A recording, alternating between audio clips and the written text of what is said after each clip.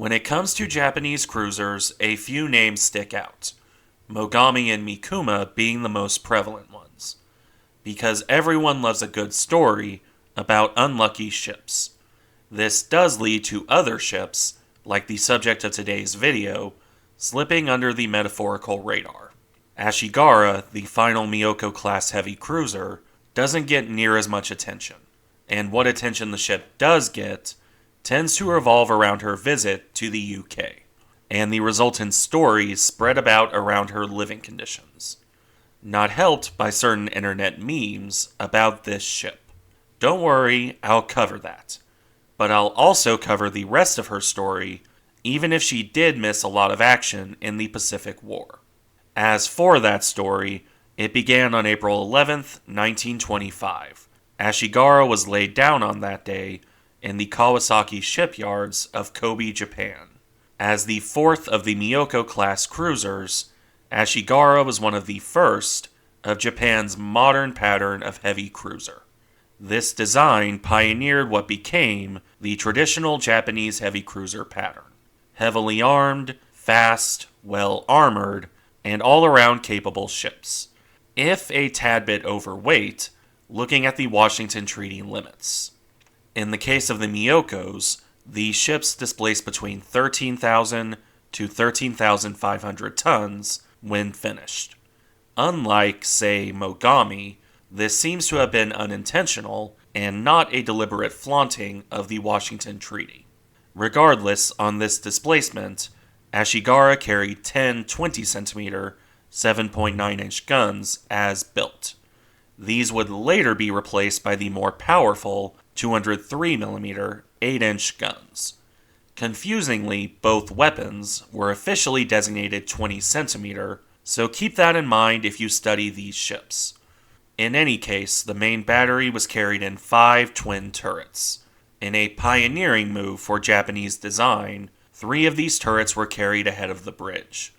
The first and third turrets on the same level, with the number 2 turret in the middle, super-firing over both. The final 2 turrets, meanwhile, were carried in a more traditional super-firing layout on the stern. While the exact layout would differ a bit, this pattern of 3 on the bow, 2 on the stern would endure through to the Mogami class. To support the main battery, Ashigara carried 6 120mm, 4.7-inch dual-purpose secondary guns. These would, in turn, be replaced by 8 12.7cm, 5-inch guns later on. Rounding off the offensive weaponry, in typical Japanese fashion, was a heavy torpedo battery. Initially 12 24-inch torpedo tubes in 4 triple launchers. These were fixed mountings in the side of the ship, as seen here. During a later refit, these were replaced by 4 quadruple tubes for a total of 16 torpedoes, as seen in this image. As for the light anti-aircraft battery, that changed over the course of the ship's career, starting out with various machine guns and ending with the usual Type 96 25mm guns.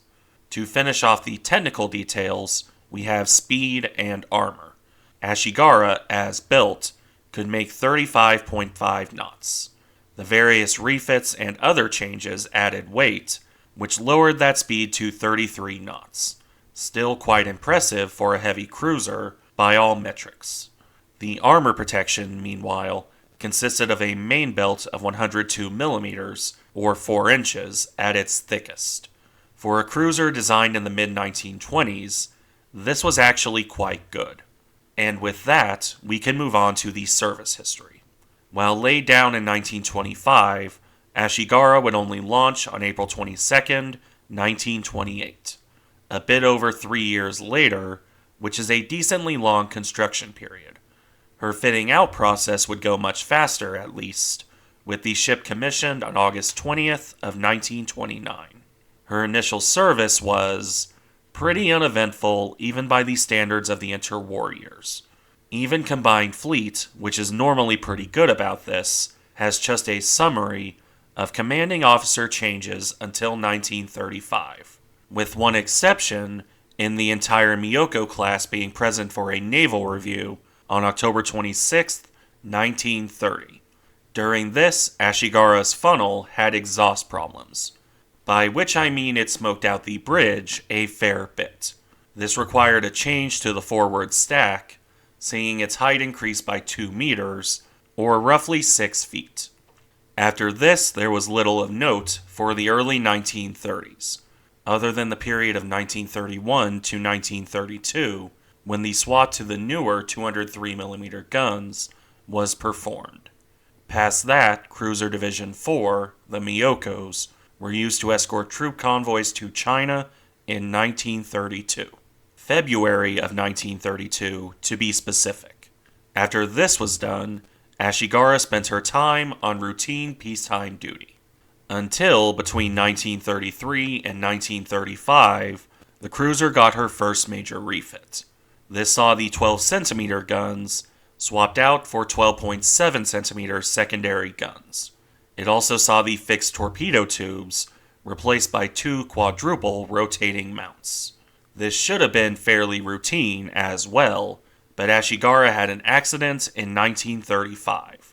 On September 14th, during a fleet exercise, there was a blowback in her number 2 turret. This killed 13 men and wounded another 28. Although you'll also see 41 deaths floating around as an alternate number. Depends on the exact source you're looking at. Regardless, that damage would be repaired in fairly short order. Ashigara returned to her quiet duty in 1936, with little to do until the start of the next year, because 1937 would see the 2 things she is probably best known for. It seems like the cruiser was making up for a quiet life to that point by getting to do 2 big things in 1 year. The first came in March of 1937. Ashigara was detached and assigned as the Japanese representative for the coronation review of King George VI. That was on March 10th, although the cruiser only left Japanese waters on April 3rd. After visits to various British holdings, including Singapore and Malta, the cruiser arrived in Britain on May 10th, 1937. The actual coronation review only took place on May 20th. During this process, the British evidently got a good look at the living conditions aboard the Japanese cruiser, and found them to be distinctly lacking in comparison to both their own and other navies present. This has become something of a meme in the internet era. I'm admittedly unsure as to how truthful it is. The Miyoko certainly had cramped living conditions because of the late addition of the torpedo tubes. Whether the British actually examined and commented on it, that I'm less certain of. Either way, this review is a goldmine of interesting pictures, like Ashigara and Groff's Bay right here. It's also where a lot of pictures of this cruiser were taken, which is good because Japanese ships often lack in the photography department. In any case, at the end of the coronation review, Ashigara departed Britain for Germany. She arrived in Kiel on May 24th, where most of her officers would depart the ship for a visit to Berlin. Their ship, meanwhile, would join the German Navy in celebrating Navy Day on May 31st, 1937, including celebrating the Battle of Jutland, which the Germans considered a tactical victory. That same day, the cruiser left Germany and set off to return to Japan, where she arrived on July 8th. The rest of summer and fall of 1937 passed without major incident, while the second major event of the year came on December 11th. Just after midnight on that night, the ocean liner SS President Hoover ran aground off Taiwan, or Formosa as it was known at the time. Ashigara was one of the first ships to respond, arriving in the afternoon of the 11th. She would take up guard duty and lend what assistance the crew could. It would also be Ashigara on the 12th that gave 2 American destroyers permission to enter Japanese waters and assist the stranded liner. There's a certain level of irony here. December 12th, 1937, is also the day when USS Panay was attacked and sunk by Japanese aircraft. As a result, in China, you have Americans killed by Japanese aircraft.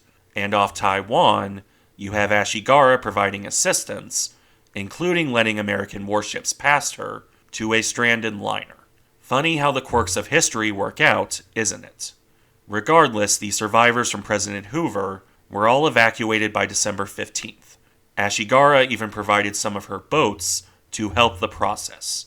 With that done, however, the rest of her pre-war career passed without major incident. The only other major thing of note was a second overhaul that, among other things, saw the final 2 quadruple torpedo tubes mounted to the ship.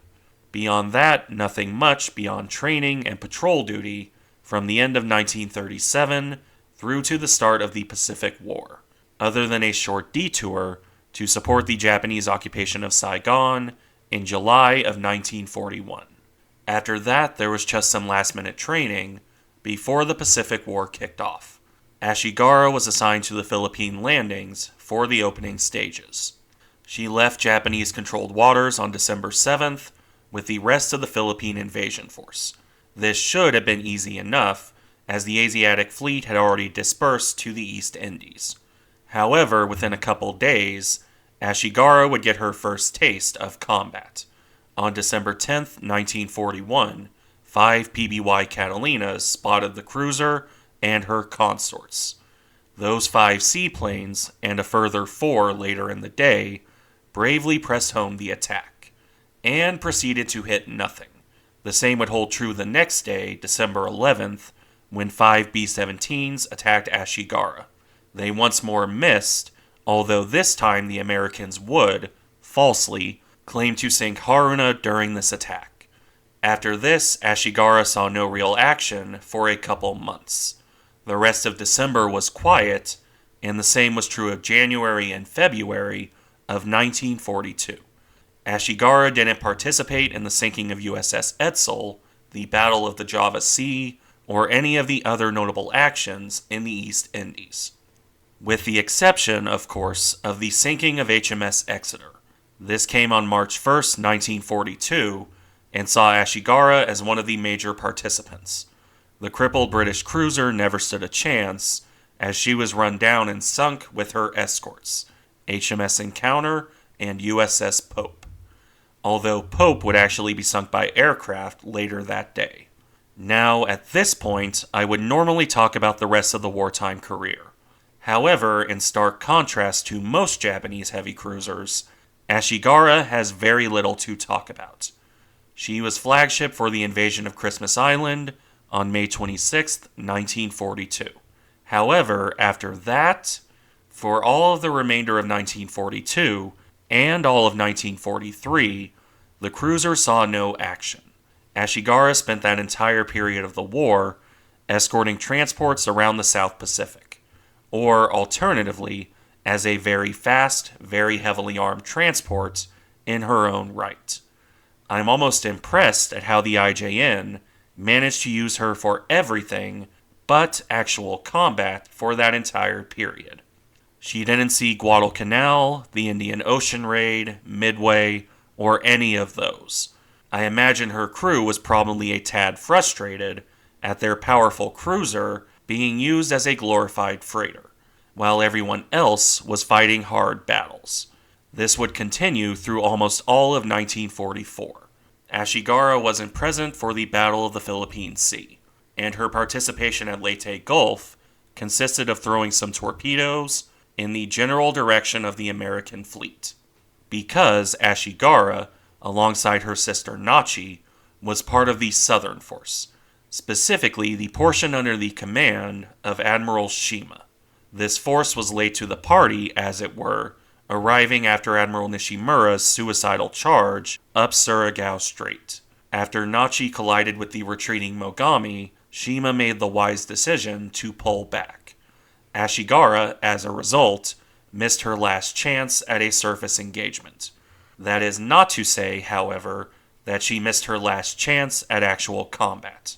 On December 14, 1944, Ashigara joined up with other Japanese forces to contest the American landings on Mindoro.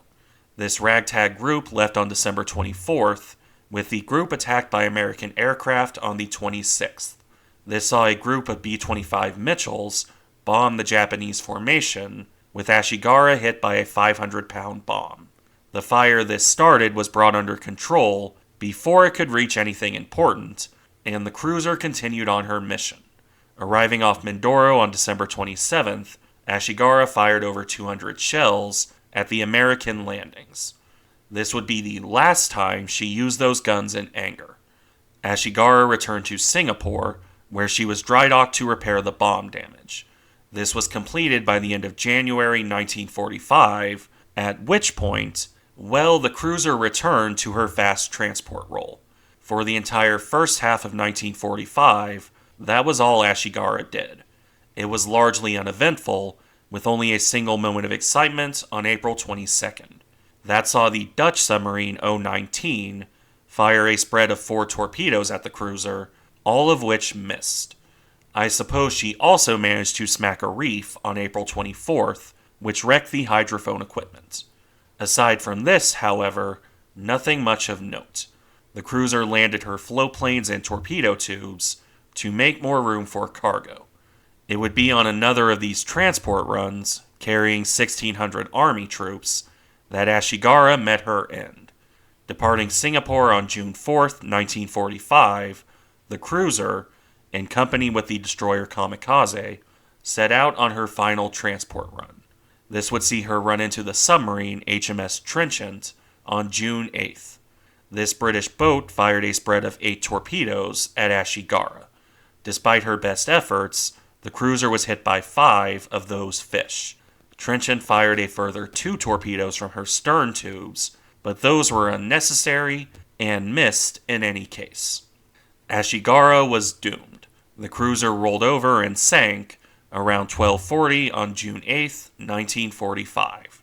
Over 1,200 troops and 100 of her crew went down with the ship, bringing an end to a career that was, honestly, one of the least eventful of any Japanese ship, for better or worse. Thank you for watching. Remember to like, comment, and subscribe if you enjoy the content, and I'll see you in the next one.